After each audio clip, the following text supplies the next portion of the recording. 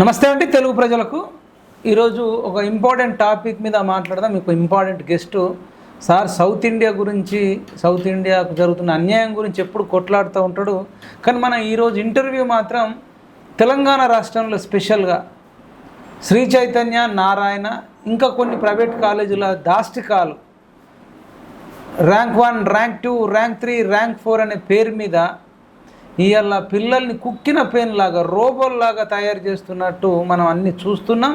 మొన్న women commission chairman Nerella Sharada గారు కూడా శ్రీ చైతన్య మాదాపూర్కి వెళ్ళారు, బాచుపల్లి నారాయణ, శ్రీ చైతన్యనేమో మాదాపూర్ వెళ్ళి ఆమె ప్రశ్నలు అడిగితే ఒక్కరు సమాధానం చెప్తలేరు. వీటిపైన అడుగుదాం. మరి టీచర్ అంటే టీచింగ్ ఫీల్డ్లో ఉన్న వ్యక్తి ప్రొఫెసర్ గాలి వినోద్ కుమార్ సార్, నా సార్ ఇంటికి ఆఫీస్కి వచ్చినాం. సార్ని అడిగి తెలుసుకుందాం. సార్ నమస్తే. నమస్తే అండి. సార్ నమస్తే సార్. ఇప్పుడు ఆంధ్రజ్యోతిలో ఈరోజు వచ్చింది సార్, నీతి గల్ల రైతులు నీతి మాలిన ప్రభుత్వం అని హరీష్ రావు అన్నాడు. ఇప్పుడు ఇది అడగడం నేనేం అనట్లేదు, కానీ ఈయన ఒక శ్రీ చైతన్య నారాయణ మీద ఒక ప్రెస్ మీట్ కూడా బెట్లో ఒక వ్యాసం కూడా రాయలే. ఏమన్నా చెప్తారు మీరు? ఆయనకు వాటాలు ఉన్నాయి కాబట్టి ఆయనకు ఎట్లా రాస్తాడు? వాటాలు ఉన్నాయి కాబట్టి వాళ్ళని బెదిరించారు, ఆంధ్రలను బెదిరించి వాటాలు తీసుకున్నారు. వాటాలు తీసుకున్న తర్వాత అవి కాస్త వాళ్ళని ఎలగొడతామన్న వాళ్ళు కాస్త వాళ్ళతో వాటాలలో భాగస్వామ్యం అయిపోయింది. నాట్ ఓన్లీ శ్రీ చైతన్య నారాయణ అండి, వాళ్ళు మొత్తం ప్రైవేటు అంటే ప్రభుత్వంలో ఉన్న ఆంధ్ర వాళ్ళతో కుమ్మక్కయ్యారు. అంటే మెగా కృష్ణారెడ్డితో కానీ, మిగతా వాళ్ళ కాంట్రాక్టర్లతో కానీ, మైహోం రామేశ్వరరావుతో కానీ, ఇప్పుడు వీళ్ళతో శ్రీ చైతన్య నారాయణ, ఇట్లా మొత్తంగా అందరితో టోటల్ వాసవి కన్స్ట్రక్షన్ అని ఉంటుంది. అన్ని ఒకటి కాదు అన్ని రంగాల్లో వీళ్ళకి వాటా ముట్టింది. దాంట్లో భాగంగానే కార్పొరేట్ వాళ్ళ కాలేజీలు వాళ్ళు అట్లనే ఎందుకు సాగుతుంది. ఇప్పుడు ఒక 10 ఏళ్లలో అసలు వాళ్ళకి ఎక్కడన్నా అనేది జరిగిందా? ఆంధ్ర వాళ్ళకి వాళ్ళ కార్పొరేట్ కాలేజీలు మూతపడ్డాయా? వాళ్ళ కార్పొరేట్ స్కూల్స్ మూతపడ్డాయా? వాళ్ళ వ్యాపారాలు మూతపడ్డాయా? వాళ్ళ ఇండస్ట్రీలు మూతపడ్డాయా? లేకపోతే వాళ్ళకు రావాల్సిన వాటా దక్కిందా? అన్నీ ఇప్పుడు వాళ్ళ కాలేక్షన్ వాళ్ళదే. ఇప్పుడు ఇక్కడ ప్రభుత్వ బడ్జెట్, కానీ కాంట్రాక్టర్లు ఎవరు? ప్రభుత్వ ఇక్కడ స్కూల్స్ ఉన్నాయి. ఇక్కడ ఈ స్కూల్స్ ప్రైవేటు వ్యాపారం మధ్య ఎవరి చేతిలో ఉంది? ప్రభుత్వ స్కూల్ తప్ప ప్రైవేట్ వ్యాపారం మధ్య ఎవరి చేతిలో ఉంది? వీళ్ళ చేతిలో ఉంది కదా. కాబట్టి ఇవాళ మొత్తంగా గత ప్రభుత్వము ఆంధ్ర పెట్టుబడిదారులలో సగం భాగస్వామ్యం తీసుకొని వాళ్ళని ఇక్కడికి వెళ్ళి పంపించినట్టు పేరుకే వాళ్ళు ఎవరు పోలే, అన్నిట్లలో వాటా కొట్టేసింది. ఇప్పుడు ఇంకా కొనసాగుతుంది అట్లాగే వాటా. అందుకే నీతి గల రైతులు నీతి మాలిన ప్రభుత్వం రాస్తాడు, కానీ ఆయనకు నీతి లేదు. ఎందుకు లేదు? నీతి లేని హరీష్ రావు అనొచ్చా? నీతి ఉంటే కదా, ఇప్పుడు ఉంటే కదా ఆయనకు రాసే అర్హత ఉండేది. ఇప్పుడు ఈ ప్రభుత్వం మీద కాదు, నేను ఈ ప్రభుత్వానికి ఏమో అనుకోలేదు. ఏంటంటే ఆంధ్రజ్యోతి అయినా కూడా రాధాకృష్ణ కూడా శ్రీ చైతన్య నారాయణది నేరెళ్ళ శారద కవర్ చేసిన న్యూస్ ఎక్కడ రాయలే. రాయడు, కానీ పనికి మాలిన హరీష్ రావు మాత్రం వ్యాసం వేసింది. రాయడు. ఆయన ఎందుకు రాయడు అంటే ఆయన వాటాలు ఉంటే వాళ్ళ ఆంధ్రలోది కదా మొత్తం. ఇప్పుడు మీడియా ఆంధ్రలోదే.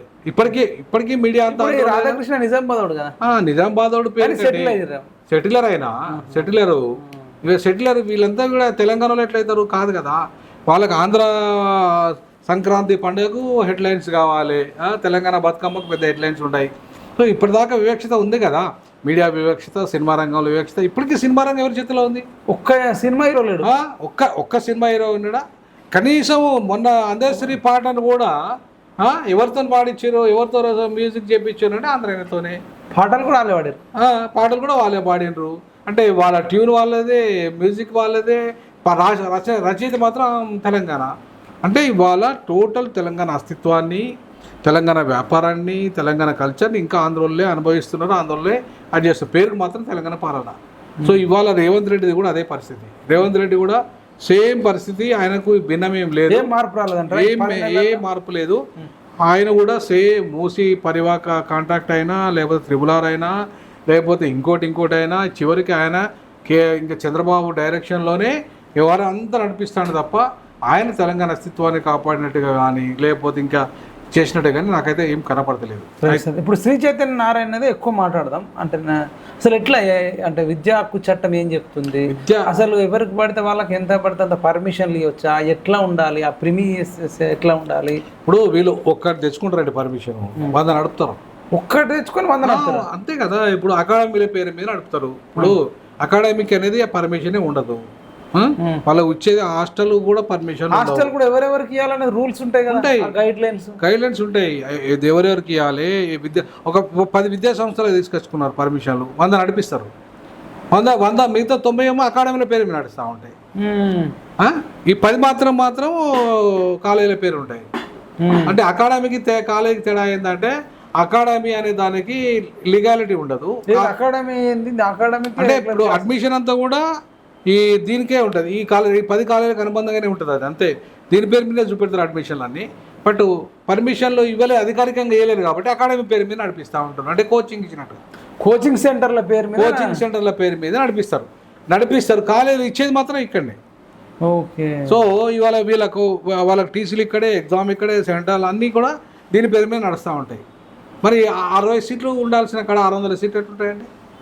జస్ట్ 60 ఉండాలి క్లాస్, అంతే. క్లాస్కి 60, 600 సీట్లు. వీళ్ళు 600 సీట్లలో బ్రాంచ్లు పెట్టుకుని నడిపిస్తారు. సెక్షన్లు ఎక్కువ ఉండొచ్చేమో. సెక్షన్లు పెంచుతూ ఉంటారు. ఎట్లా ఇస్తారు?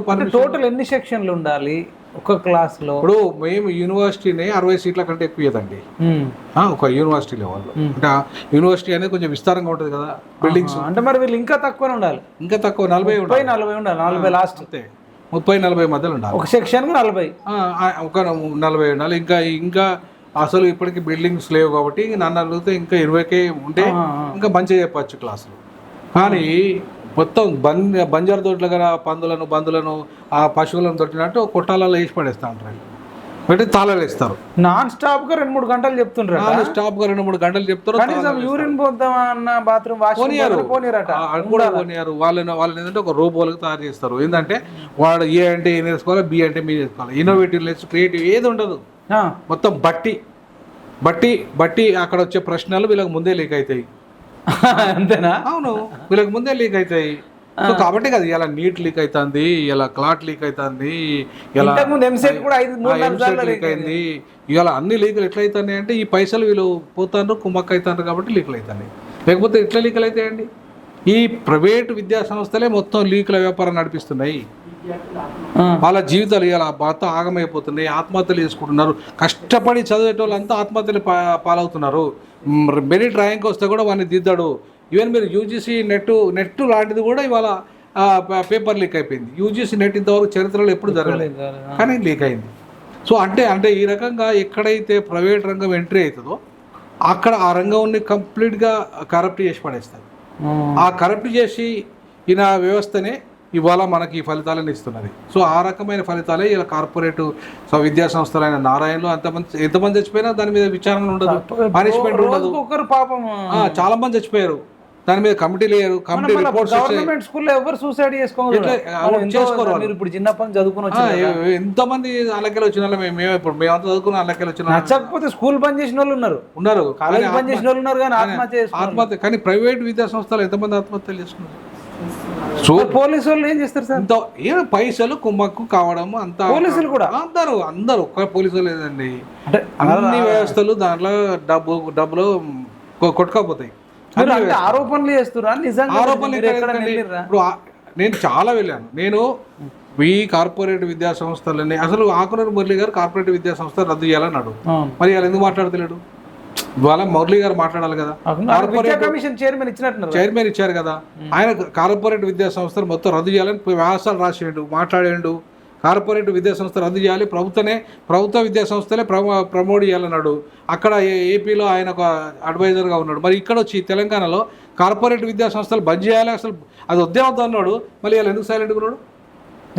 ఎందుకు మాట్లాడుతలేడు? ఆత్మహత్యల మీద ఎందుకు మాట్లాడతలేడు? వాటి మీద విచారణలు ఎందుకు చేయట్లేదు?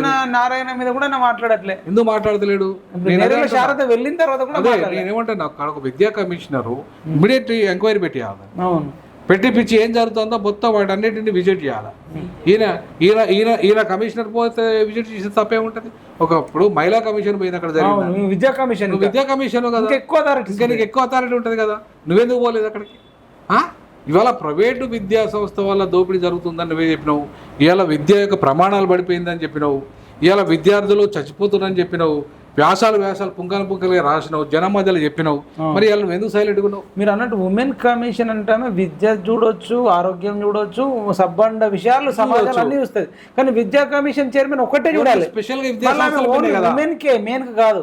ఇప్పుడు శ్రీ చైతన్య నారాయణలో కూడా అబ్బాయిలు ఉన్నారు, అది వేరే ప్రాబ్లం. మళ్ళీ వేరే ప్రాబ్లం, అమ్మాయిలది వేరే. ఇప్పుడు అమ్మాయిల కన్నా ఈమె వెళ్ళి 2 హాస్టల్లు విజిట్ చేసింది, కానీ మగవాళ్ళ దానికి చూసే మొగ దిక్కే లేదు. అసలు నన్ను అడిగితే మగ ఉమెన్ కమిషన్ లెక్క మెయిన్ కమిషన్ చైర్మన్ కూడా ఉండాలి, ఉంటేనే కదా ఏమైనా పోతాడు. అవును కదా. ఇప్పుడు మానవ హక్కుల కమిషన్ అనేది అందరికి వర్తిస్తుంది. ఉమెన్ కమిషన్ స్పెషల్ గా ఏంటంటే ఉమెన్ వెనుకబడ్డది కాబట్టి పెట్టిండ్రు. మెయిన్ లో కూడా ఇప్పుడు శ్రీ చైతన్య నారాయణలో మెయిన్ అయినా ఉమెన్ అయినా ఆ బాలలు. సో మానవ హక్కుల కమిషన్ ఎంటర్ కావాలి. అప్పుడు ఏం చేయాలి? మానవ హక్కుల కమిషన్ ఎంటర్ అయితే అసలు ఉన్నదా మానవ హక్కుల సంఘం కానీ బాలల హక్కుల సంఘం కానీ ఉన్నాయి పేరుకు. ఇప్పుడు ఇవన్నీ పేరుకే ఉంటాయి కదా. ఇంటర్మీడియట్ కూడా ఏం చేస్తుంది? ఎస్టీ కమిషన్ కూడా ఇప్పుడు ఎస్సీ కమిషన్ ఉంటది. ఇన్ని అన్యాయ అత్యాచారం అన్యాయం ఇప్పటికి న్యాయం జరగలే.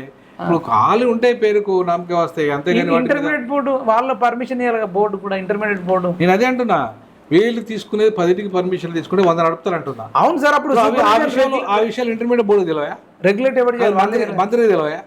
ఎగ్జామ్ రాసేటప్పుడు కూడా మీరు అన్నట్టు 10కి తీసుకుంటే 10 ఎంతమంది విద్యార్థులు ఉంటారో సరిపడా వాళ్ళకే ఆల్ టికెట్లు ఇవ్వాలి. అదే ఇస్తున్నాను. నేను ఏమంటానంటే ఇప్పుడు నీ కాలేజీకి పర్మిషన్ ఇంత మందికి ఇచ్చారు, ఇండియా ఆల్ టికెట్ ఇవ్వాలి కదా. అంతమందికి ఎట్లా ఆల్ టికెట్లు ఇస్తున్నావు? అంతమంది ఎగ్జామ్ ఎంత మొత్తం గూడు పుట్టానండి, ఎంత గూడు పుట్టాని. ఆ గూడు పుట్టానిలో అందరూ భాగస్వామ్యమే, మంత్రి నుంచి మొదలుకుంటే ముఖ్యమంత్రి దాకా. ముఖ్యమంత్రి కూడా తెలిసి ఉంటుందా? అందరూ వ్యాపారము. ఇప్పుడు రేవంత్ రెడ్డికి తెలుసు ఎందుకు ఉండదు? ఆయనకు వ్యాపారం, ఆయనకు వాటా ఎందుకు ఉండదు? ప్రతి ముఖ్యమంత్రికి వాటా ఉంటుందండి. 100 కోట్ల రూపాయల వ్యాపారం నడుస్తుంటుంది ఒక సంవత్సరానికి. కొన్ని 100 కోట్ల రూపాయల వ్యాపారం, వేల కోట్ల రూపాయల వ్యాపారం, అది విద్యా వ్యాపారం.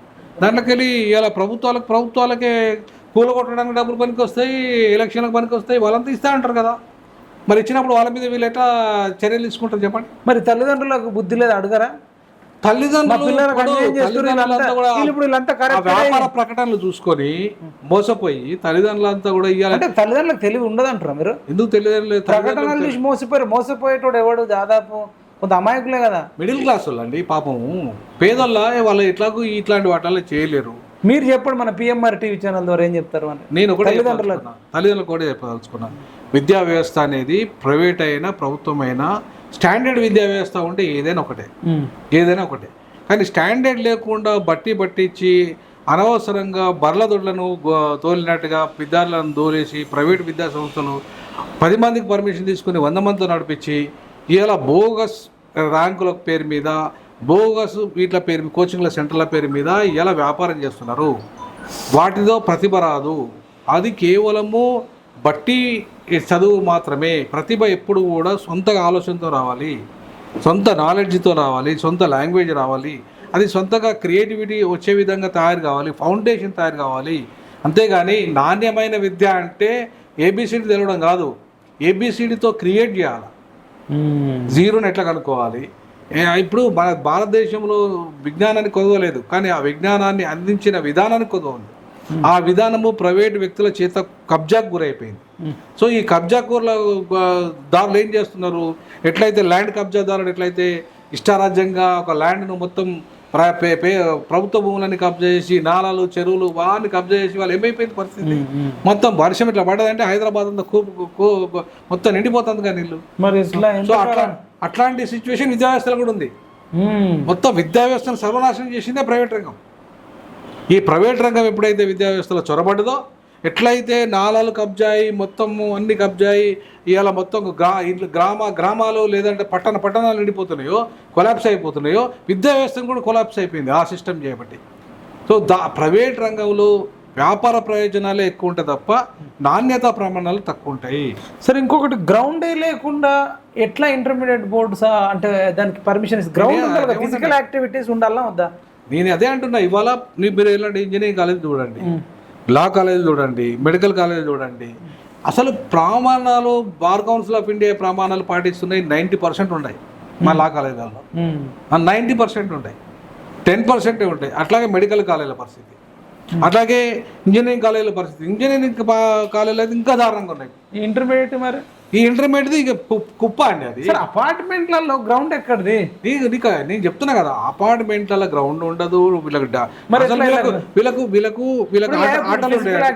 ఫిజికల్ యాక్టివిటీ లేకపోతే మెంటల్ యాక్టివిటీ ఎట్లా ఉంటుందండి? ఇప్పుడు ఒక బాడీలో ఎక్సర్సైజ్ చేస్తేనే కదా ఇదంతా మొత్తం కొవ్వు కరుగుతున్నాయి కదా మెదడు పని చేసేది. అసలు కొవ్వు కరగకపోతే మెదడు పని చేస్తుంది, నిద్ర వస్తుంది కదా. అవును, వాళ్ళని ఇంకా లేపుకుంటా మరి క్లాస్ వినిపిస్తుంది, నీళ్లు కొట్టుకుంటా లేపుకుంటా కర్రలతో కొట్టుకుంటా వాళ్ళకు అవసరమైతే కళ్ళల్లో కారం చల్లుకుంటా కొన్ని చూసినాం, కొన్ని వాటిలో వీడియోలలో అక్కడక్కడ చూసినాం. అట్లాంటి దుర్మార్గాలు జరుగుతున్నాయి అంటే కారణం ఏంటంటే 1 అవర్ కూడా ఫిజికల్ యాక్టివిటీ చేపారు సార్. చేపియారు హాఫ్ అన్ అవర్ అట్లీస్ట్ 15 నిమిషాలు. చాలా మంది మెంటల్ టెన్షన్ గురైపోయి వాళ్ళ అమ్మ నాన్నలకేమో మెడికల్ సీట్లు కావాలి. సన్ లైట్ కూడా చూడని వాళ్ళు ఉంటారు. సన్ లైట్ అవును డి విటమిన్ రాదు, సన్ లైట్ 16 వాళ్ళకు కళ్ళద్దాలు వస్తాయి, వాళ్ళకి ఫిజికల్ యాక్టివిటీ ఉండదు. వాళ్ళకి అసలు బయట లోకమే తెలియదు, పిచ్చోలై కూర్చుంటారు చాలా పిల్లలు. అందుకే ఆత్మహత్యలు చేసుకుంటారు, కొట్టుకుంటారట, చెంచాలు ఇసురుకుంటారట, గ్లాసులు ఇసురుకుంటారు. చాలా అంటే చాలా దుర్మార్గం. దాని వల్ల సరైన లాట్రిన్స్ ఉంటాయి, సరైన బాత్రూమ్స్ ఉంటాయి, తర్వాత వాళ్ళకు వెంటిలేషన్ సరిగా ఉండదు. కుక్కుతారండి ఇట్లా. ఒక్క రూమ్ లో 10 మంది ఉంటారు, ఒక్క రూమ్ లో 10 మంది, ఒక బెడ్, 2వ బెడ్, 3వ బెడ్, 4వ బెడ్. ఏం సార్ ట్రైన్ లో పోయినట్టు? ట్రైన్ లో పోయినట్టుగా ఏం మామూలుగా ఉండదు. జనరల్ ట్రైన్ లో ఒక్క బెడ్ ఒక్కొక్కరికి లక్షలాది మంది ఫీజులు. ఫీజు మాత్రం లక్షల ఉంటది ఫీజు బెడ్లలో. చర్లపల్లి జైలు కొన్ని మాన్యువల్స్ ఉంటాయండి. మాన్యువల్స్ ఉంటాయి, రూల్ ఉంటుంది, గ్రౌండ్ ఉంటుంది, వాళ్ళు బయటికి పోవాలి, వెంటిలేషన్ ఉంటుంది. జైలు మాన్యువల్ రూల్ అయితే సుప్రీంకోర్టు గైడ్ లైన్స్ ఇచ్చింది జైళ్లకు.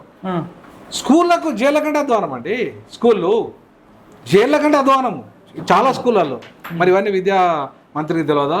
లేకపోతే విద్యాశాఖ మంత్రి ఎవరు సార్? ఏమో విద్యాశాఖ మంత్రి రేవంత్ రెడ్డి గారు అనుకుంటా. ఇప్పుడు విద్యాశాఖ కనీసం కాదు, ఇప్పుడు women commission chairman Nerella Sharada ఇంత స్పందించి బయటకు తీసుకొస్తే విద్యాశాఖ మంత్రి నోట్లకి వెళ్ళి మాట తీస్తలే. విద్యాశాఖ మంత్రికి వాటాలు పోతా అంటే విద్యాశాఖ మంత్రి ఎట్లా నడుస్తుంది? అంత కరప్టెడ్ అంటారా? అంతే వస్తుంది, వ్యవస్థే కరప్టెడ్గా నడుస్తుంది పూర్తిగా. అవును, నేను మారుస్తా. రేవంత్ రెడ్డి అనేటోడు తరతరాల గుర్తుండేటట్టు నా మార్పు రద్దు చేయమనండి. కార్పొరేట్ విద్యా సంస్థ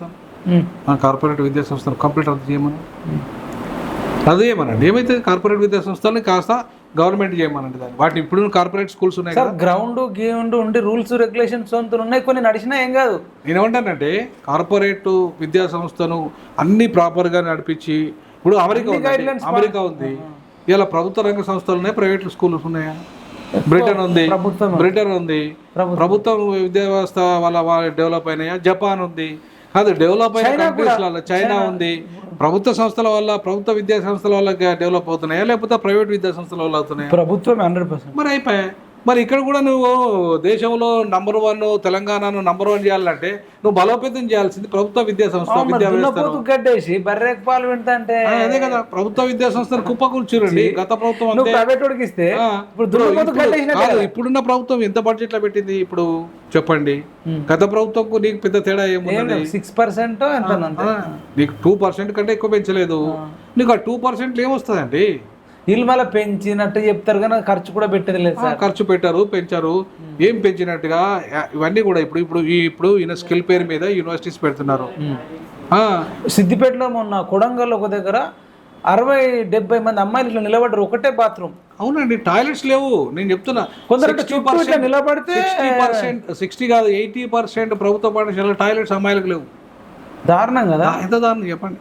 80% ఏ సమాజంలో ఉన్నాం సార్? మరి ఇప్పుడు నువ్వు అమెరికా పోండి, నీకు విద్యా సంస్థ లాగా ఉండదు అది. ప్రభుత్వ విద్యా సంస్థ ఎంత అద్భుతంగా ఉంటదంటే నీకు అక్కడ మెడిటేషన్ సపరేటు, డాన్స్ సపరేట్, మళ్ళీ ఆర్ట్స్లలో సపరేట్ ఆర్ట్స్ వేరే ఉంటాయి. అనేక రకాల dance separate, arts separate, painting separate, sports separate, అనేక రకాల. అంటే ఇవాళ అమెరికా అన్ని నేను విజిట్ చేశాను. విద్యార్థికి నేను విజిట్ చేశాను స్కూల్స్, నేను కాలేజెస్ వెళ్ళాను, యూనివర్సిటీస్ వెళ్ళాను అక్కడ. సో నేను కదా యూకే వెళ్ళాను, అమెరికా వెళ్ళాను, అడ్వాన్స్ కంట్రీస్ అన్నింటి దాదాపు తిరిగాను నేను. మరి అక్కడ ఎంత రేవంత్ రెడ్డి కూడా పోయిండు కమ్మన్నా అమెరికా. ఆయన పోయిండు, మరి ఆయన పోయి విద్యా సంస్థలో పోయిండు. కేటీఆర్ పోయిండు గతంలో. విద్యా సంస్థలో పోయిండ్రా మీరు దేని మీద నాకు తెలియదు, కానీ ఈయనైతే మూసీ నది గురించి తేన్సు నది మీదకి అయితే పోయిండు. అది దానికి బాగా ఇన్కమ్ ఉన్నది కాబట్టి దాని మీద ఎక్కువ ప్రియారిటీ ఇస్తాడు. ఆయన స్కూల్స్ కాలేజీ మీద ఇన్కమ్ తక్కువ ఉంది కాబట్టి వాటి మీద అంత పెద్ద ప్రియారిటీ ఇస్తలేడు ఆయన. మీరు అన్నట్టు కేటీఆర్ అనేటోడు అమెరికాలో కొడుకుని చదివించుకుంటుడు. అవును మనమేమో శ్రీ చైతన్య నగర్లో కుక్కిన పేరులాగా పంపిస్తాం ఇక్కడికి. ఇప్పుడు అమెరికా అంత స్టాండర్డ్స్, యూకే అంత స్టాండర్డ్ కాబట్టి, జపాన్ అంత స్టాండర్డ్ కాబట్టి ఇవాళ వాళ్ళు డెవలప్ అవుతున్నాయి. అక్కడున్న విద్యా విధానాన్ని ఇక్కడ తీసుకొచ్చి పెడతామనే పరిస్థితి వీళ్ళకి లేదు. ఒక్క రాజకీయ పార్టీ లేదు సార్ అనదు. ఇప్పుడు అక్కడ కార్పొరేట్ విద్యనే లేదండి చక్కగా. ఏదో అడపదడప బాగా కోటీశ్వర్లు కొన్ని ఉంటాయి. అది కూడా ఏంటంటే గవర్నమెంట్ స్కూల్లో సీట్ దొరకడం అలా పోతాడు. అది కూడా గవర్నమెంట్ దొరకపోతే ఈవెన్ కేరళ చూడండి, బెస్ట్ ఎగ్జాంపుల్. కేరళలో ప్రభుత్వ పాఠశాల కోసము వాళ్ళు సీట్ రావాలని చెప్పేసి ఒక 6 months 1 year నుండి మొత్తం స్కూల్స్ అని సర్వే చేస్తారు వాళ్ళు. వాళ్ళ పేరెంట్స్ సర్వే చేసేసి గవర్నమెంట్ స్కూల్స్లలో అన్నిట్లో అప్లికేషన్స్ ఇచ్చుకొచ్చుకుంటారు వాళ్ళు. చుట్టుపక్కల దొరకపోతుంది అని చెప్పేసి ప్రైవేటు విద్యా సంస్థలో అంత క్వాలిటీ ఉంటుందని చెప్తారు.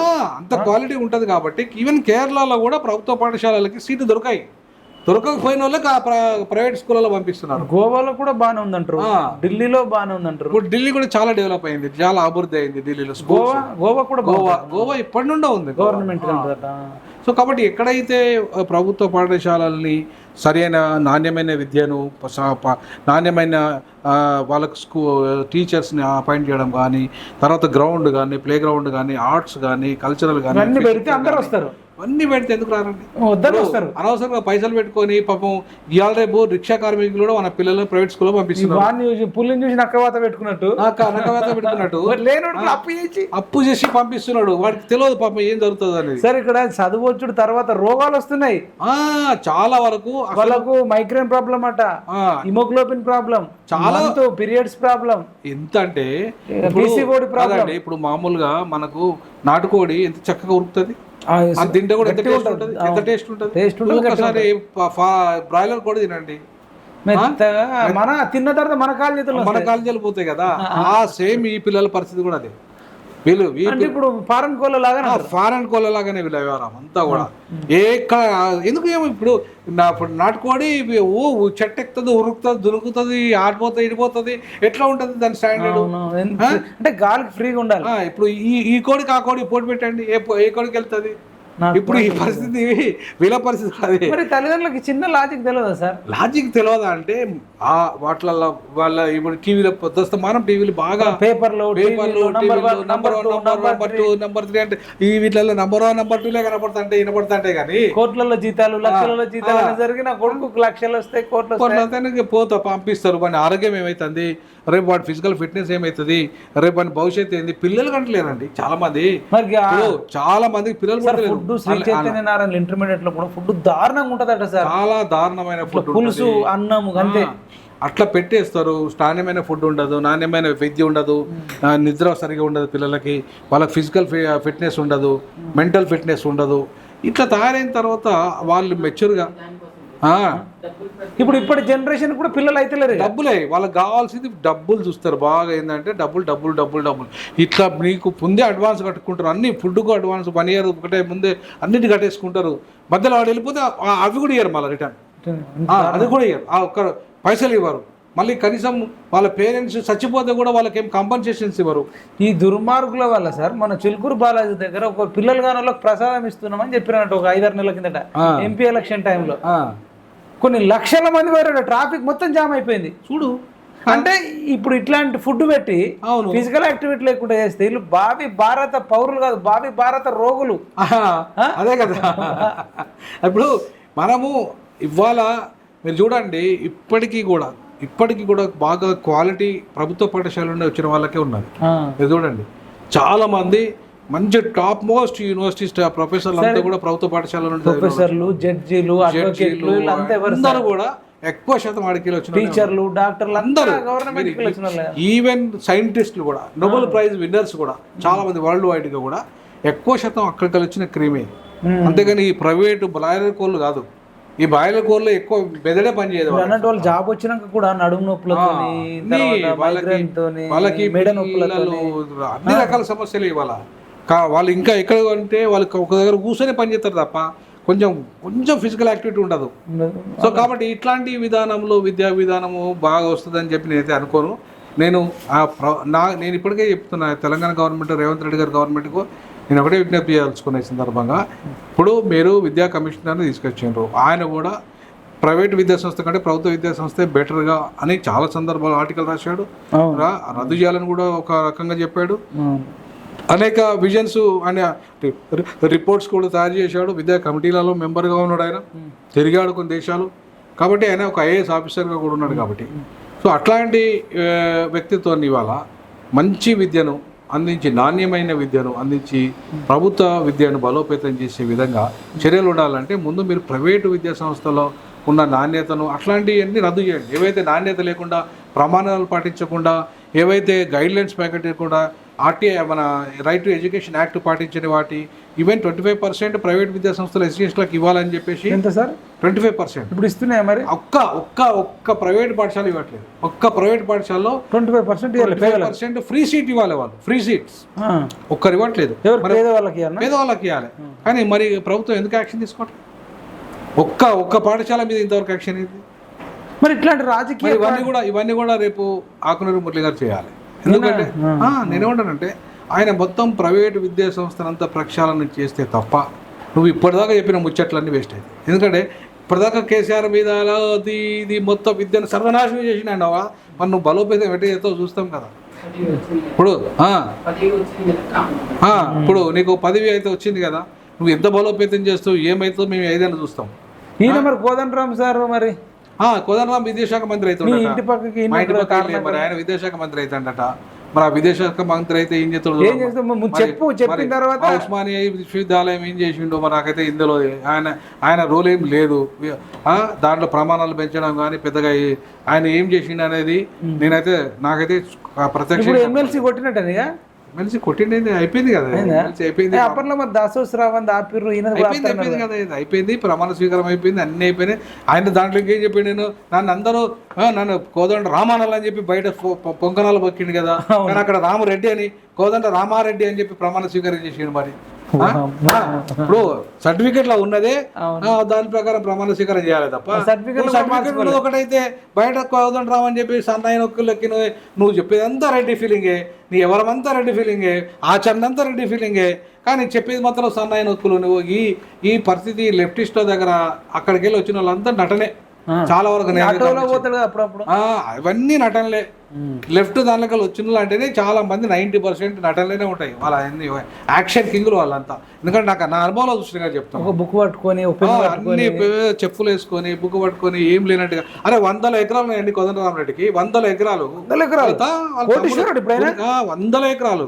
వాళ్ళ తమ్ముడు తునికక్కు కాంట్రాక్టర్. 100 ఎకరాలు ఇక్కడే భూములు ఇవన్నీ ఉన్నాయి. మరి అవన్నీ కాపాడుకోవడానికి కోదండరామరెడ్డి విద్యాశాఖ మంత్రి అయిందా, లేదా మొత్తం విద్యాశాఖను ఇప్పుడు ఇంటర్మీడియట్ విద్యార్థులు ఇప్పుడు నేరెళ్ళ శారద, శ్రీ చైతన్య మాదాపూర్ పోతే అక్కడికి పోయి విజిట్ చేయాలని పరామర్శించాలా విద్యార్థులను? అంతే కదా. విద్యాశాఖ మంత్రి అయ్యేది విద్యా వ్యవస్థను ప్రక్షాళన చేస్తాడా, లేకపోతే మొత్తం ఇవాళ మొత్తం ఏదైతే రెడ్డి సామాజిక వర్గం ఉమ్మడి ఆంధ్రప్రదేశ్ ఎట్లయితే పరిపాలించిందో, ఎట్లా దోపిడీ చేసిందో, ఎట్లా విధ్వంసం క్రియేట్ చేసిందో, ఎట్లా తెలంగాణను సర్వనాశనం చేసిందో, మరి ఇప్పుడు కోదండరామరెడ్డి కూడా మరి అదే చేస్తాడా? ఇప్పుడు మూసి ప్రక్షాళన మొదటి ప్రాధాన్యత ఉండాలన్నా, విద్యా వ్యవస్థ ప్రక్షాళన మొదటి ప్రాధాన్యత విద్యా వ్యవస్థ ప్రక్షాళన. కానీ ఇప్పుడు అది అసలు టాపిక్ కూడా ఎత్తలేడు కదా. మరి నేను అదే అంటున్నా కదా, ఇప్పుడు విద్యాశాఖ మంత్రి లేడు, ఎవడు మాట్లాడతలేడు. విద్యా కమిషనర్ వచ్చిండు, విజిట్ చేయట్లేదు, లేకపోతే ఆయన సైలెంట్ గా ఉన్నాడు. విద్యాశాఖ మంత్రి ఇప్పుడు ఉన్న రేవంత్ రెడ్డి విద్యాశాఖ మంత్రికి ఆయనకు తీరికే ఉండదు. మరి ఆయన 80,000 పుస్తకాలు చదివినైనా మాట్లాడతలేడుగా. ఎవరు ప్రతిపక్ష నాయకుడా? ప్రధాన ప్రతిపక్ష నాయకుడు సర్వనాశనం చేసిండు అనేదాన్ని ఇప్పటిదాకా ఆకునూరి మురళి అన్నాడు కదా. ఆయన కూడా వచ్చి మాట్లాడతలేడు అసలు. నేను ఏమంటున్నా, ఇప్పటిదాకా సర్వనాశనం చేసినోడు ఎట్లా మాట్లాడతాడు? అంతా ఒప్పుకున్నట్టే కదా. మరి ఈయన హరీష్ రావు 6 అడుగుల బుల్లెట్ కూడా దాంట్లో బాగా 6 అడుగుల బుల్లెట్ ఎవరిని కాలుస్తుండు? పేదలు. ఈ 6 అడుగుల బుల్లెట్ పేదోళ్ళని కలిసిండు. కేసీఆర్ పేదోళ్ళని కలిసిండు. ఇప్పుడు రేవంత్ రెడ్డి పేదలు ఉసిరే తీసుకుంటాడు. తీసుకున్నదంతా మూసి ప్రక్షాళన పేరు మీద పేదల మీద పొట్టే కడతారు కదా వాళ్ళు. RRR పేరు మీద కూడా పేదల భూములు అయిపోతున్నాయి కదా. ఇవాళ ఏదైనా నువ్వు త్రిపుల్ పెట్టినా నువ్వు మోసీ ప్రక్షాళన చేసినా పేదలను పుట్టగొడుతున్నావు కదా. అలా డబుల్ బెడ్రూమ్ ఇల్లు ఇస్తాను. ఏ డబుల్ బెడ్రూమ్ అండి? ఇప్పుడు నేను ఒకటంటేనా మూసినా ఇక్కడ స్మెల్ కూడా మీరు ఉండగలుగుతారా? మరి నేను మంచి రూమ్ లోకి తీసుకుపోతుంటే వద్దంటారు డబుల్ బెడ్రూమ్ అంటే. నేను ఏమంటానంటే మూసీ నది కాడ వాళ్ళకి ఇంతకాలం ఉన్నది నీ కాంగ్రెస్ ప్రభుత్వం 50 ఏళ్ళు ఉంది ఉమ్మడి ఆంధ్రప్రదేశ్ లో. అప్పటి నుండి కూడా మూసీ కానీ ఉన్నారు కదా లేని అంతే కదా. ఇప్పుడు నీ కాంగ్రెస్ ప్రభుత్వమే పనిచేసేది కదా ఇంతకాలము. మరి ఎందుకు మూసీలో ఉంచారు వాళ్ళను? మురికిలో ఉంచారు ఎందుకు? మరి ఆ జీతాలు లక్షలాది ప్రజలని వేలాది కుటుంబాలని ఎందుకు ఉంచినావు నువ్వు? నీ కాంగ్రెస్ పార్టీ దానికి బాధ్యత వహించాలి కదా. ఇప్పుడు ఈయనంటే 10 ఏళ్ళే పరిపాలన చేసారు తెలంగాణలో, అయితే 50 ఏళ్ళు చేసారు కదా పరిపాలన. అంతకుముందు మీరే కదా. మరి అప్పుడు నీకు మూసి గుర్తు రాలేదా? అంటే ఇవాళ నీకు ఆ ప్రాజెక్టు పేరు మీద ప్రపంచ బ్యాంక్ నిధులు వస్తున్నాయి కాబట్టి అలా దొబ్బాలి, మళ్ళీ 10 ఏళ్ళు నువ్వే ముఖ్యమంత్రి ఉండాలి అని చెప్పి నాకు సీటు 10 ఏళ్ళు నాకే ఉండాలి అంటున్నావు కదా. అంటానంటే దానికి డబ్బులు ఉండాలి, డబ్బులు సంపాదించాలి. కాబట్టి ఈ మూసి పేదలను పుట్టకొట్టి సంపాదించాలి, అక్కడ పేదలని కొట్టాలి, త్రిపుల్ పేరు మీద పేదలను కొట్టాలి, మూసి పేరు మీద పేదలు కొట్టాలి, కోట్లు సంపాదించాలి, మళ్ళీ పదవి మీరు కాపాడుకోవాలి. మీరు ఎట్లు మీకు కార్పొరేషన్ పదవులు, ముఖ్యమంత్రి పదవులు, అన్ని పదవులు మీకే, కాంట్రాక్టర్లు మీకే, అన్ని మీకే. మళ్ళీ పైకి వెళ్ళి సామాజిక న్యాయం పాటిస్తున్నాం మేమే గొప్పలమని మీరు మాట్లాడుతూ ఉంటారు. అది మేము వినాలి. ఎందుకంటే మేము మా వెనక డబ్బు లేదు, మా వెనక మా జనం లేరు, మా వెనక మాకు ఓట్లేసే పార్టీలు మా కరెక్ట్గా లేవు. కాబట్టి మేము ఈ రకంగా ఉండాలి. ఇవాళ మల్లన్న లాంటి వాళ్ళు, తీర్మానం మల్లన్న లాంటి వాళ్ళు ఏమంటారు? ఆయన అలా పోయి రెడ్డిలతో గెలుస్తాడు, ఆ రెడ్డిల పార్టీ లేకపోతాడు, బీసీ ముఖ్యమంత్రి అనడు. మేము అన్నప్పుడు నేను ఉద్యోగం రాజీనామా చేసిన బీసీ ముఖ్యమంత్రి అని తిరిగినా. ఫస్ట్ మొదటి వ్యక్తి మీరే బీసీ ముఖ్యమంత్రి కావాలని అన్ని పార్టీలకు ఛాలెంజ్ చేసినాం. మరి ఎందుకు అప్పుడు తీర్మానం మల్లన్న మాట్లాడలే, బీసీ ముఖ్యమంత్రి అనలేదు? మీకు సపోర్ట్ చేయలేదు అప్పుడు? అసలు ఎక్కడ చేసి బీసీ ముఖ్యమంత్రికి రాని కూడా రాలే. ఇవాళ బీసీ ముఖ్యమంత్రి చివరి ముఖ్యమంత్రి రేవంత్ రెడ్డి అంటాడు. దమ్ముంటే ఛాలెంజ్ చేస్తున్నాను నేను. మరి ఇప్పుడు ఎవరిని చేస్తాడు బీసీ? నేను అంటున్నా ఆయననే కానీ, ఒకవేళ అయితే ఆయననే కానీ రేవంత్ రెడ్డిని ఎదుర్కొనే దమ్మున్నప్పుడు, నిజంగా ఛాలెంజ్ చేసినప్పుడు నువ్వు అందరు బీసీలతోని, లేదంటే మిగతా ఎవరైతే నాలాంటి వాళ్ళు బీసీ సపోర్ట్ చేసి వాళ్ళందరినీ కలవాలి, చేయాలి, వాళ్ళందరూ ఒక ప్లాట్ఫామ్ మీద తీసుకురావాలి. అంతేగాని ఊరికే రేవంత్ రెడ్డికి బెనిఫిట్ అయ్యేటట్టుగా ఇవాళ బీసీలను కొంతమంది డైవర్ట్ చేసి మళ్ళీ రేవంత్ రెడ్డి అధికారంలోకి వచ్చేటట్టుగా ఈ కథలు చేస్తే, ఈ వ్యవహారాలు చేస్తే ఆయన ఎవడంతో ఆ పార్టీలో ఉండి నువ్వు రెడ్డిలో ఓటు వేద్దు నాకంటే కాంగ్రెస్ పార్టీకి రెడ్లో ఓట్లొద్దా అసలు? మరి అదనే ఇప్పుడు నువ్వు కాంగ్రెస్ పార్టీకి రాజీనామా చేసి బయటకు వచ్చి సొంత పార్టీ పెట్టి నాకు రెడ్లే ఓటు వేద్దంటే ఒక లెక్క ఉంటుంది. నువ్వు ఉన్నది రెడ్ల పార్టీలా, నాకు రెడ్లే ఓట్లే, ఇప్పుడు వేసిందే రెడ్లు కదా, ఓసీలు కూడా వద్దట. ఓసీలు ఓట్లు వద్దన్నావు కదా. మరి గెలిచింది వాళ్ళ ఓట్లు లేవు అని. ఇప్పుడు ఎమ్మెల్సీ గ్రాడ్యుయేట్స్ లో ఉద్యోగస్తులు ఉన్నారు కదా, వేసారు కదా. మరి రాజీనామా చేయి ఫస్ట్, నువ్వు దానికి రాజీనామా చేయి. అంటే వాళ్ళ రాజీనామా చేయడట, రాజీనామా చేయడట. ఒక పార్టీలో గెలిచినవి, ఆ పార్టీ మేనిఫెస్టోని ప్రజల ముందు పెట్టినవి, దానికి రాజీనామా చేసి వస్తే నీకు ఒక చిత్తశుద్ధి ఉన్నట్టు. కోదండరామరెడ్డి కాళ్ళు కూడా మొక్కిండు సార్. నేనేమంటాను, కోదండరామరెడ్డి కాళ్ళు మొక్కాడు, కోమటిరెడ్డి వెంకటరెడ్డి దగ్గరికి పోయిండు, ఉత్తమ్ కుమార్ రెడ్డి, రేవంత్ రెడ్డి దగ్గర పోయి మొక్కుతాడు, అందరి దగ్గర పోయి మొక్కుతాడు. పదవి వచ్చింది, ఇప్పుడు నాటకాలు వేస్తున్నాడు. ఎవరు నమ్మాలి? సమాజం కాదు, రెడ్డిల ఓట్లు వద్దన్నప్పుడు రెడ్డిల కాళ్ళు ఎందుకు మొక్కాలి? నేను అదే అంటున్నా. ఇప్పుడు నువ్వు రెడ్ల కాళ్ళు మొక్కుతావు, నువ్వు పదవి తెచ్చుకుంటావు, బీజేపీలో పోతావు, వీళ్ళని తిడతావు. నరేంద్ర మోడీ కూడా నరేంద్ర మోడీ దగ్గర పోతావు, నువ్వు అక్కడికి పోతావు, ఇక్కడ. అసలు బీసీల దగ్గర ఒక స్టాండర్డ్ ఉద్యమాన్ని నడిపిండా, ఉండడా?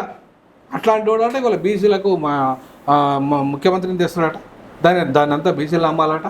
ఎట్లా నమ్ముతారండి? మళ్ళీ ఇప్పుడు రేవంత్ రెడ్డి 10 ఏళ్ళు నేనే ఉంటా అంటే నువ్వేమో చివరి ముఖ్యమంత్రి అని నువ్వు అంటున్నావు. ఇంకో స్టేట్మెంట్ కూడా ఇచ్చిన, నా ఒక్కడు రెక్కల కష్టం మీదనే కాంగ్రెస్ అధికారంలోకి వచ్చింది అంటాడు. మీరెవరు?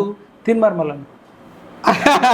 అది పెద్ద, అది ఎంత అంటే భారత కేసీఆర్ ఏమన్నాడంటే నా ఒక్కడి వల్లనే నేను సాగు నోట్ల తలకాయ పెట్టి తెలంగాణ తెచ్చిన సేమ్ డైలాగ్ అదే. ఈయన ఏమంటాడంటే నా ఒక్కడి వల్లనే కేసీఆర్ ఓడిపోయింది అంటుడు. అవన్నీ ఉట్టి అబద్ధాలండి. అది అట్లా సాధ్యం? అవి రెండూ తప్పుడు స్టేట్మెంట్. ఇద్దరు తప్పంటారా? ఇద్దరిది తప్పే. ఆయనది తప్పే, ఈయనది తప్పే. ఈయన వల్ల కాలే, ఆయన వల్ల రాలే. ఈవెన్ ఈ ప్రభుత్వాలు వీళ్ళిద్దరు మాత్రం తెలంగాణ ప్రజలతో సెట్ అయిపోయారు. అవుతారు. వాళ్ళ పెద్దస్తమానం కేసీఆర్ తిట్టినోడు ఈయన ఎవరు? మన తీర్మానం మల్లన్న తీసుకొచ్చి ఎవరిని ముఖ్యమంత్రిని చేసిండు? రెడ్డిని చేసిండు. అవునా? రెడ్డిని చేయడంలో కీలక పాత్ర నాదే అను. అట్లా మాట్లాడు. నువ్వు రెడ్డిని చేయడంలో నేను నా త్యాగవంతు చేసి రెడ్డిని చేసిన, నేను దానికి బహుమతిగా ఎమ్మెల్సీ తెచ్చుకున్నాను, దాని ఎవరైనా కాదు అది ఒక్కోటి చేస్తే అవుతుందా సార్? కాదండి. ఇప్పుడు గాలి వినోద్ కుమార్ సార్ ఎన్ని వందల వేల డిబేట్లు మీరు ఎన్నిసార్లు కేసీఆర్ ను మీరు కొట్లాడిరు? మరి మేము ఉస్మాన్ యూనివర్సిటీలో నిరుద్యోగులతో ఎన్ని సభలు పెట్టలేదు, ఎన్నిసార్లు మాట్లాడలేదు. ఇప్పుడు నిరుద్యోగుల ప్రమేయం లేకుండా అది ఎన్నడని వచ్చిందా? నువ్వు మీడియా పెట్టిన తర్వాత నువ్వు బయటకు వచ్చి మాట్లాడినావు కేసీఆర్ అగెన్స్ట్ గా. కేసీఆర్ అగెన్స్ట్ గా మాట్లాడింది ఎవరండి? ఉస్మానియా కదా. ఫస్ట్ నుంచి మాట్లాడుతున్నాం మేము కదా. ఉస్మానియా ప్రతిపక్షంగా ఉంది కేసీఆర్ కు. కాంగ్రెస్ కూడా ప్రతిపక్షంగా లేదండి. ఉస్మానియా విద్యార్థులు ప్రతిపక్షంగా ఉన్నారు, మేము ప్రతిపక్షంగా ఉన్నాం. కోదండ రామరెడ్డి లేడు. కోదండ రామరెడ్డి సంఖ నాక్కుంటూ ఉన్నాడు కొంతకాలం ఉన్నాడు. ఎప్పుడు వచ్చిండు బయటికి? ఎప్పుడైతే కోదండ రామరెడ్డి నైజం తెలిసి కేసీఆర్ ముఖ్యమంత్రి వద్దు మా రెడ్డిలోనే చేయమన్నప్పుడు కదా ఆయన పక్కన పడేసింది. అదే కదా. ఇప్పుడు ఉస్మాన్ యూనివర్సిటీ పాత్ర లేదట, నిరుద్యోగుల పాత్ర లేదట, మేధావుల పాత్ర లేదు, మీలాంటి ప్రొఫెసర్ల పాత్ర లేదు. నా ఒక్కోడు వల్లనే కేసీఆర్ దిగిపోయిండు అని చెప్తున్నాడు. అదంతా ఉట్టి అబద్ధాలు అన్నీ. ఇప్పుడు ప్రజలు గుడ్డోళ్ళు కాదు, ఎడ్డోళ్ళు కాదు. ఎవరి పాత్ర ఏముందో ప్రజలకు తెలుసు. కాబట్టి తీర్మానం వల్ల నేను ఇప్పటికైనా ఇప్పుడు నమ్మొచ్చా ఆయన భవిష్యత్తులో? ఎట్లా నమ్ముతాం చెప్పండి? భవిష్యత్తులో నమ్మాలంటే ముందు రాజీనామా చేసి రావాలి కదా. అది నీది కాదు, అది నీ రెడ్ల పార్టీ. ఆ పార్టీ నీకు వాళ్ళన్నారు ఆయనను మీకు రాజీనామా చేయపో. రాహుల్ గాంధీ కూడా బ్రాహ్మణే కదా. అవును కదా. ఇప్పుడు మరి నువ్వు ఓసీలో ఓట్లు వద్దంటే అవును రాహుల్ గాంధీకి వ్యతిరేకం అన్నట్టే కదా. మరి నేనేమంటన్నా? ఓసీలో ఓట్లు వద్దంటున్నావు, రెడ్ల ఓట్లు వద్దంటున్నావు కదా. నువ్వు రాజీనామా చేసి రా అంటున్నా. రాజీనామా చేసి వచ్చి ఆ స్టేట్మెంట్ మీరు ఎప్పుడు చెప్పాలో ఒక రాజకీయ పార్టీ పెట్టి భారీ బహిరంగ సభ పెట్టి చెప్తే దానికి అర్థం ఉంటుంది. ఇదంతా రెడ్ల పార్టీ నేను ఉండను అని చెప్పి రాజీనామా చేసి నువ్వు వచ్చి బయటకు వచ్చి మాట్లాడితే అర్థం ఉంది. నువ్వు అలానే ఉండి అలానే చేసుకుంటా ఇవాళ ఎవరిని నమ్మాలా నేను? ఏ రకంగా అంటే ఇదంతా కూడా ఇప్పుడు పక్క జడ్సన్ అని ఏమంటాడు? ఇదంతా రేవంత్ రెడ్డి ఆడిస్తున్న నాటకం అంటున్నాడు. అది కాదని చెప్పేసి ఎక్కడికైనా గట్టిగా అనే పరిస్థితి అనేది లేదు. నేనేమంటానంటే తీర్మానం వలన కూడా ఇప్పటికైనా ప్రత్యామ్నాయం తీసుకురావాలంటే 93% వర్సెస్ 7 అగ్రవర్ణాలు ఉన్నారు. 93% పక్షాన నువ్వు ఉండు. సార్ ఆర్ఎస్ ప్రవీణ్ కుమార్ ఇట్లనే అని భారీ డైలాగులు కొట్టి గడియలు బద్దలు కొడితే ఏనుగెక్కి బహుజన రాజ్యం తెస్తా అని ఏడిపోయింది సార్. అదే కదా ప్రాబ్లం. ఎవడన్నా నమ్ముతాడా? అదే కదా ఇప్పుడు వచ్చిన పరిస్థితి. బహుజన రాజ్యం అంటేనే నమ్మాలి. ఇప్పుడు బీసీ రాజ్యం అంటే నేనేమంటాను? అదే ఇప్పుడు వీళ్ళంతా కూడా ఎవరైతే ఏదో గుడిచెలు చూస్తారని అంటారు కదా, ఏదో సామెత భారీ డైలాగులు వద్దు అని తెలంగాణ భాషలో చెప్తున్నా ఏదో అంటారు కదా. ఇప్పుడు మనం చెప్పేది ఒకటి చేసేది ఒకటి. ఆ రకంగా ఉంటే ప్రజలు ఎట్లా నమ్ముతారండి? ఇప్పుడు మళ్ళా బయటికి చెప్పేది ఒకటి లోపల చేసేది ఒకటి అయితే కూడా ప్రజలు నమ్మరు. మీకు కలిసి అడిగిన మరి నేను ఇట్లా బీసీల కోసం కొట్లాడుతున్నా సార్, బీసీ సీఎం చేద్దామని. మీరు మొదట వ్యక్తి కాబట్టి నన్ను అడగలే ఆయన. మన ఎలక్షన్ ముందు కూడా మన ఛానల్లో కానీ చాలా ఛానల్లో మీరు చెప్పారు. అవును, చాలా సభలలో చెప్పారు బహిరంగంగా. మొదట బీసీ కావాలి, తర్వాత మహిళ కావాలి. ఇట్లా నేను మొదట బీసీ, తర్వాత ఎస్సీ, తర్వాత ఎస్టీ, తర్వాత మైనార్టీ, తర్వాత మహిళ, ఇట్లా 5 సంవత్సరాలలో రొటేషన్గా 5 ముఖ్యమంత్రులు కావాలని చెప్పిన. కానీ అది జరగలే. బీసీ ముఖ్యమంత్రి కాలే. దాని ఎజెండాను ముందుకు తీసుకుపోలే. కాబట్టి నేనేమంటానంటే మల్లన్న లాంటి వాళ్ళు నమ్మాలి, ప్రజలు నమ్మాలి వాళ్ళను. అంటే ఖచ్చితంగా వాళ్ళు కరెక్ట్ స్పష్టమైన ఎజెండాతో ఒక పొలిటికల్ పార్టీ పెట్టుకొని రమ్మనండి, నమ్ముతారు. ఇప్పుడు ఆర్ కృష్ణన్న ఆయన కోసం తెలుగుదేశంలో గల్లా జయదేవ్ కోసం రాజీనామా చేసిండు, ఆయన డబ్బులు ఇచ్చిండు అనేది బయట అంతా ప్రచారం. మరి ఆర్ కృష్ణన్న గల్లా జయదేవ్ కోసం డబ్బుల కోసం ఆయన రాజీనామా చేసి నేను బీసీల కోసం రాజీనామా చేసినట్టు ఎవరు నమ్ముతాడు? ఎవరు నమ్మాలి? ఏంది స్పష్టంగా చెప్తున్నారు గల్లా జయదేవ్ కోసం తీసుకున్నాడని చెప్పేసి బకా విల్సన్ లాంటి వాళ్ళు కానీ మిగతా వాళ్ళు కానీ చాలామంది అంటున్నారు. మరి దాన్ని నేను ఖండించాలి కదా ఆయన. కాబట్టి ఇంతకాలము బీసీలకు పార్టీ పెట్టిన ఆర్ కృష్ణన్న ఇవాళ పార్టీ పెడతారట, ఆయన వీళ్ళు నమ్మాలట. ఆ తర్వాత ఇప్పటిదాకా మొన్నటిదాకా కాంగ్రెస్ చుట్టూ తిరిగి అన్నీ చేసుకొని అల్ల గెలిచి వచ్చేసి ఆనకాలముకి ఈ బీజేపీలో పోయి అల్ల పోయి వచ్చిన తీర్మానం వలన బీసీల కోసమే చివరి రేవంత్ రెడ్డి ముఖ్యమంత్రి ఇక రాడు, రెడ్డే కాడు అని చెప్పేస్తున్నాడు. ఆయన నమ్మాలట. అవును, అదే మరి ఇదే నాకు నేను ఇప్పుడు ఇంకోటి కూడా నేనేమంటానంటే చేస్తే మీరు కరెక్ట్గా రండి బయటికి. చిత్తశుద్ధితో రాజీనామా చేసి రండి, సొంత పార్టీ పెట్టండి, బయటికి రండి. ఇప్పుడు 2029కి 2028కి టార్గెట్ కాబట్టి ఖచ్చితంగా బీసీ ముఖ్యమంత్రి కోసం నేనైతే ఇప్పటికీ కట్టుబడి ఉన్న బీసీ ముఖ్యమంత్రి ఎజెండాను మనం ముందుకు తీసుకెళ్తాం. Right sir, thank you so much sir. ఇదండి ప్రొఫెసర్ గాలి వినోద్ కుమార్ సార్తో సంచలన ఇంటర్వ్యూ. విద్యా వ్యవస్థ పైన కానీ, బీసీల కోసం కానీ, ఓసీల కోసం కానీ, రేవంత్ రెడ్డి పరిపాలన పైన కానీ, అకునూరు మురళి సార్ మీద కూడా, కోదండరామ్ మీద కూడా సార్ ఛాలెంజ్ విసిరిండు. చూద్దాం వాళ్ళ నుంచి ఏమన్నా మరి స్పందన వస్తుందా, వాళ్ళు అట్లనే సైలెంట్గా ఉంటారు. జై తెలంగాణ, జై జవాన్, జై కిసాన్, జై హింద్.